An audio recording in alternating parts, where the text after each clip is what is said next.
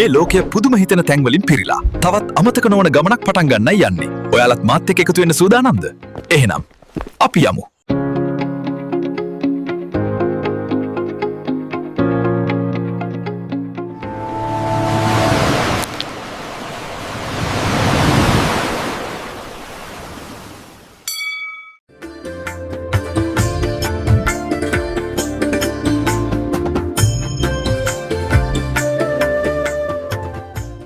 අයිබෝන් යාළුවනේ අද අපි ඉන්නේ ත්‍රිකුණාමලේ.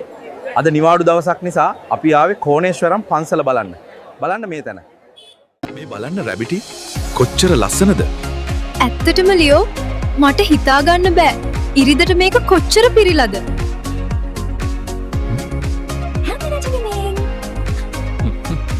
මේ පාර මේක පුදුම විදිහට හැඟීම් දැනෙන තැනක්.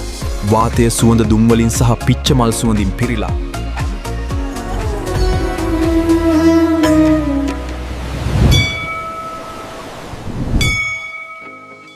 දන්නවද? ගමන් බිමන් යන එකේ හොඳම කොටසක් තමයි දේශීය මිනිසුන් සමග සම්බන්ධ වෙන එක.